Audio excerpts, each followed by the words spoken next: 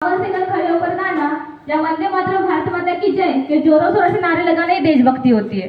क्योंकि महोदय ये वो सदी है जहाँ नीति नियम नैतिकता जैसे मूल्य की धज्जियां उड़ाते लोग नजर आते हैं। ये वो सदी है जहाँ सत्य अहिंसा सदाचार साथियों जैसे मूल्य कोड़ियों के भाव भेजते लोग नजर आते हैं।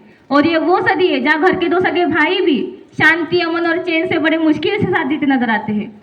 और आज का ये नौजवान सोशल नेटवर्क इनसाइट पर सेटिंग डेटिंग और चैटिंग के मायाजाल में फंसे लोग नजर आते हैं। अरे मुझे तकलीफ तो तब होती है कि आज का ये नौजवान जिसके कंधे पर जिम्मेदारी है देश निर्माण की, राष्ट्र समाज को जोड़ के रखने की, वही युवा आज मुझे पबजी गेम में डूबा और शराब की लत में भीगा नजर आता है।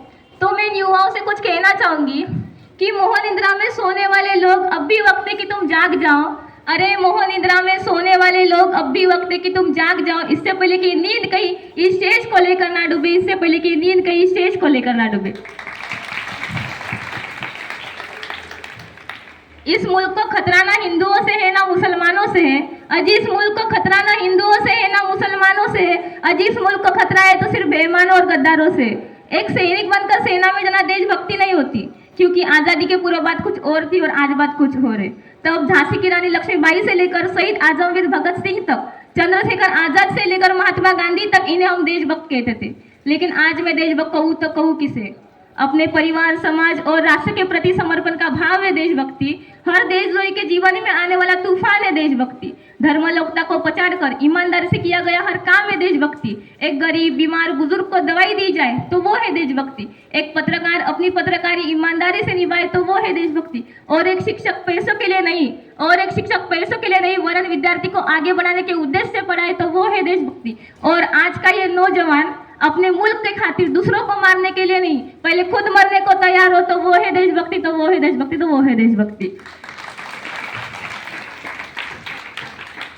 अगर आज इधर बात महिलाओं की करें तो महिलाओं को आज आरक्षित नहीं सुरक्षित बनाने की जरूरत है, क्योंकि महिला भ्रूण हत्या, बाल विवाह, बलात्कार जैसी बातें बढ़ती नजर आती है। तो मैं महिलाओं के बारे में कुछ कहना चाहूंगी कि इस वतन की रक्षा का हम लड़कियों को भी हक है। इस वतन की रक्षा का हम लड़कियों को भी हक है। और इतिहास की किताबें उठाकर देख लो जिनको भी हमारे काबिलियत पर शक है, और इतिहास की किताबें उठाकर देख लो जिनको भी हमारे काबिलियत पर शक है।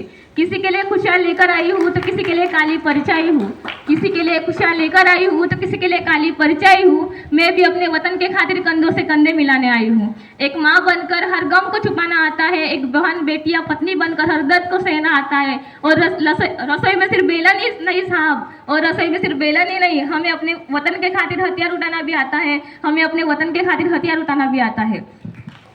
और आज इधर बात अगर राजनीति की करें तो मुझे राजनीति से कोई परहेज नहीं, वरन परहेज है तो सिर्फ राजनीति करने की राजनेताओं के नीति से।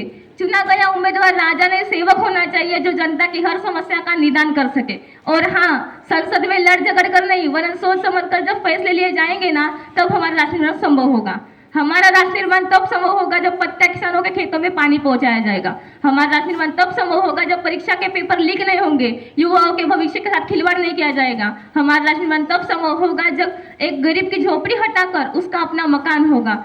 अंत में किसी शायर की पंक्तियों के साथ अपनी तमन्ना को अदा देते हुए कहना चाहूंगी कि काश मेरी जिंदगी में शरद की कोई शाम है, कि काश मेरी जिंदगी में शरद की कोई शाम है, कि काश मेरी जिंदगी मेरे वतन के कुछ काम है। ना ख्वाब है मौत का ना आरज़ू है जन्नत की, ना ख्वाब है मौत का ना आरज़ू है जन्नत की, बस जब भी जिक्र हो हिंदुस्तान का तो उसमें भी मेरा एक नाम है, बस जब भी जिक्र हो हिंदुस्तान का तो उसमें भी मेरा एक नाम है। कोई पूछे मेरे बारे में तो मेरी एक पहचान लिख देना, कोई पूछे मेरे बारे में तो मेरी ये पहचान लिख देना। उठाना तिरंगा और सीने में हिंदुस्तान लिख देना, सीने में हिंदुस्तान लिख देना। कोई पूछे